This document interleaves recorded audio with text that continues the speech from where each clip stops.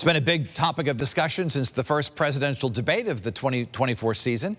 Is the president fit to be in office for another term? Politicians on both sides of the aisle have questioned his abilities. This evening, ahead of his news conference scheduled to start at 6:30, we're hearing from local Democratic delegates and where they stand. News 8's Mike Cerulli is live in Hartford now with the story. Mike?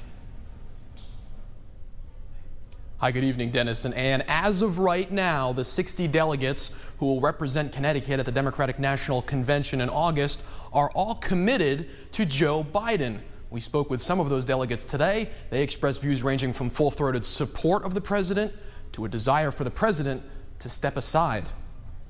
Mayor Danielle Wong of Bloomfield is one of 60 delegates from Connecticut who will join nearly 4,000 from around the country to formally select the Democratic presidential nominee at the DNC in August. Mayor Wong gives voice to many Democrats who believe Biden is no longer the best standard bearer for the party.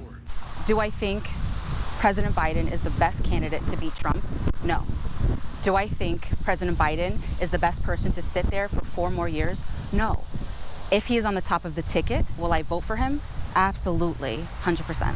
Since President Biden easily won this year's Democratic primaries, the vast majority of delegates, including Mayor Wong, are obligated to vote for him at the convention, unless he decides to step aside between now and August and allow those delegates to pick a new nominee. It's his decision, and I think that the president would be an absolute hero if he passes the torch. But not all Connecticut Democrats agree with Wong. Brandon McGee is a former state legislator who sits on the DNC's platform committee. And right now it's just it's not a good time to pivot. But come on, we can't be naive. After that debate, many question marks linger. And President Joe Biden has to reassure us that he can get the job done, and we know he can. Josh Elliott and Corey Paris, 2 state legislators who are also delegates, agree with McGee. I think right now, as it stands, Biden, for better or for worse, is the best chance to beat Trump. I know that there are a lot of questions around his health, but look, I'll tell you this.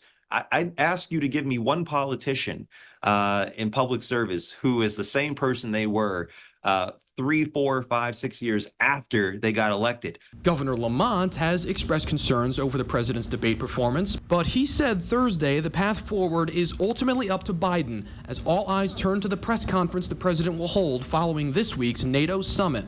Yeah, I'm glad he's out there. I'm glad he's taking the lead on NATO. I'm glad he's doing the press conference. No teleprompter, looking the people in the eye and saying, I'm the leader for the Western world.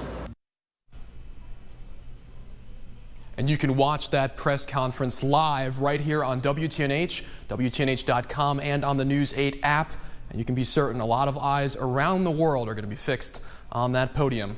Reporting live in Hartford, I'm Mike Cerulli, News 8.